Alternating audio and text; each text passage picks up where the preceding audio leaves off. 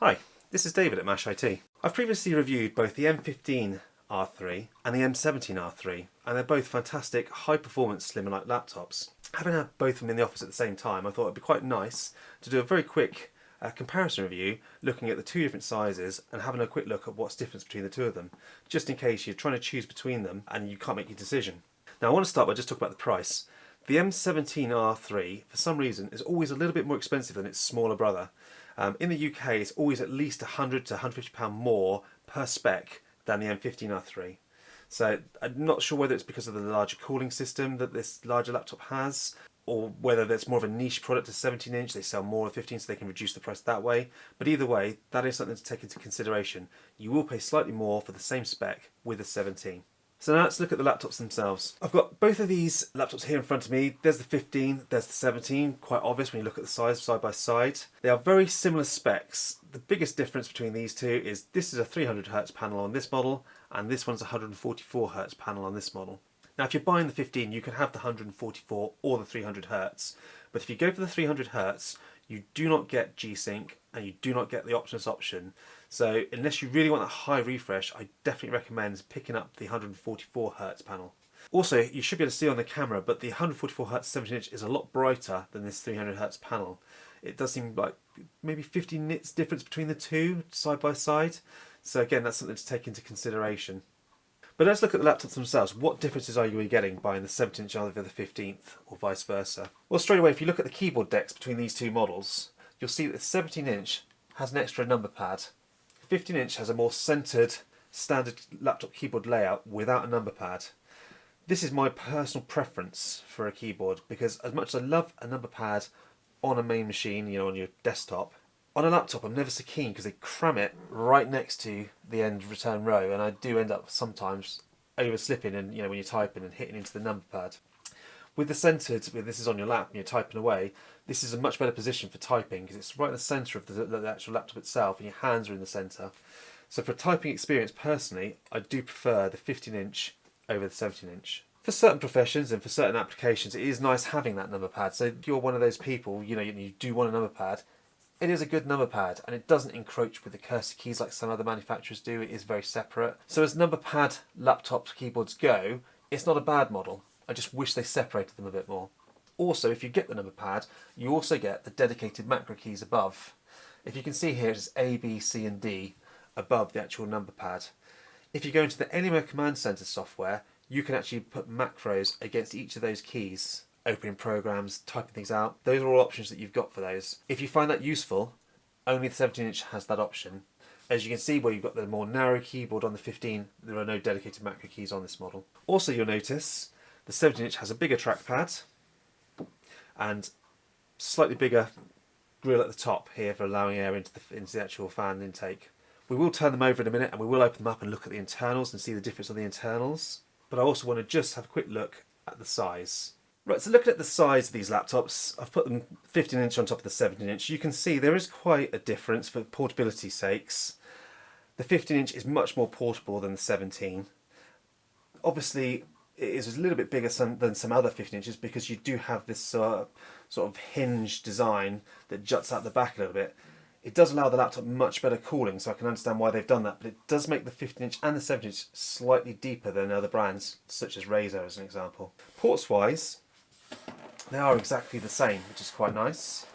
On this side, you can see they've got the same USB, Ethernet and headset jack. On the other side, you have two USBs and a micro SD card.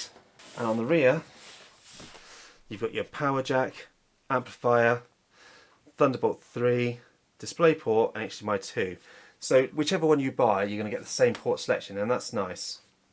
Now if I put them side by side, you might get a good indication again as the difference in size of these two laptops. Both of these laptops have exactly the same lighting systems and the same areas that you can light, so the keyboards, the heads, the back grille and the power button. But the 17-inch is very slightly taller than the 15-inch. What I'm going to do now is I'm going to flip them over, I'm going to open them up and I'm going to look inside. Right, so inside of these laptops we have the M15 R3, M17 R3. As you can see, they're both very, very similar internally.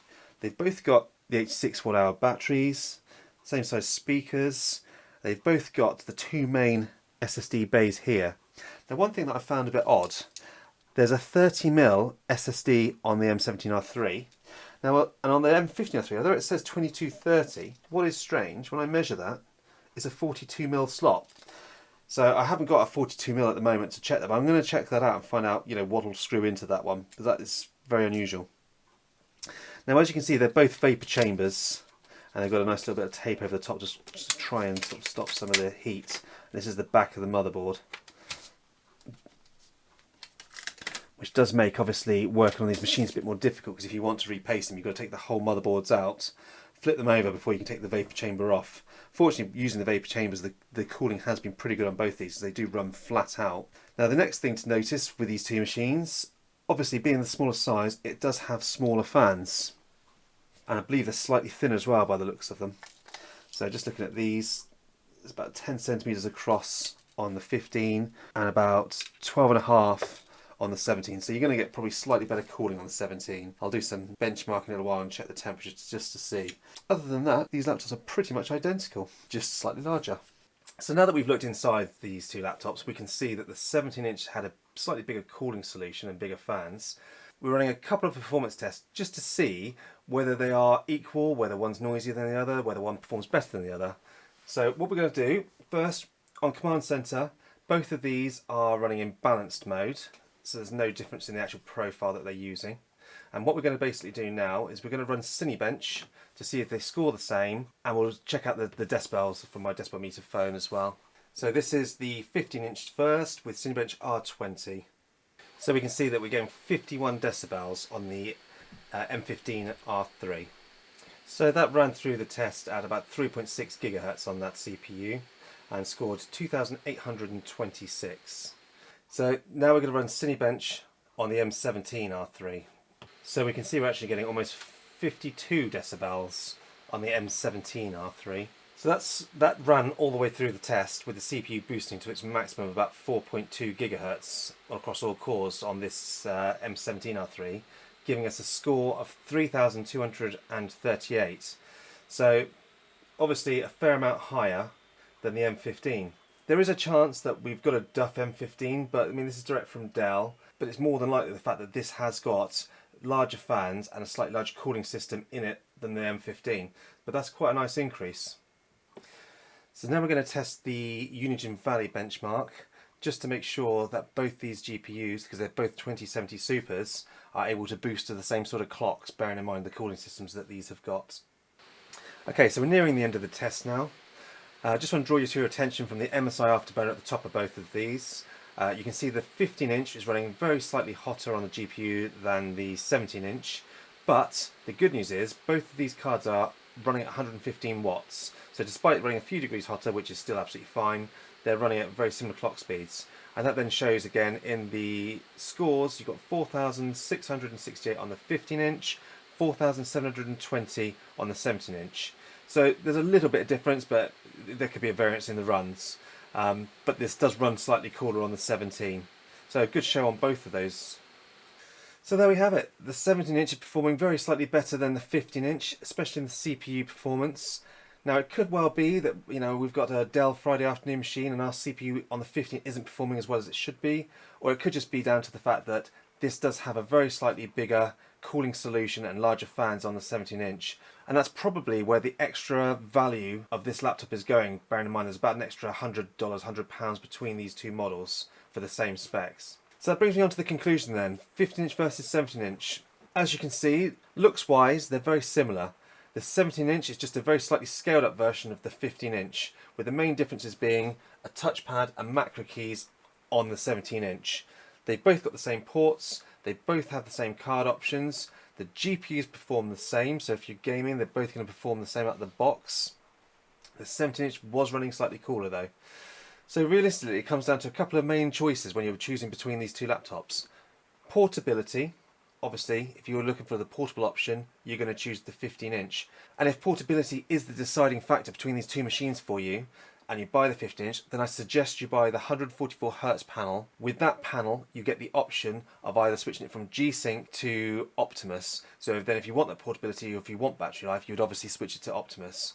The 300Hz panel that we've got on this model here today, although it's a great panel, it doesn't allow you to switch to the integrated graphics, so the battery life is particularly poor as per our review. If this machine is going to be sitting on your desk most of the time, you're not going to be chucking it in a bag regularly, then I definitely recommend you get the 17-inch over the 15-inch. With the 17-inch, that extra screen size, particularly when you're gaming, if you're gaming on the laptop screen itself, is definitely an advantage over the 15-inch.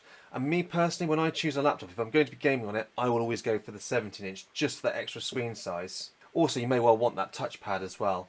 And bear in mind that these are the Alienware slim and light machines. They are both reasonably light for the size laptops that they are, and both reasonably portable. Either way, I think if you pick either of these machines, you're going to be happy. But hopefully this video has helped you make that decision. Thank you for watching. If you've got any questions, please post it in the comments down below. And please click subscribe and notification if you want to see some more videos on our Alienware laptops that we've got in the office at the moment.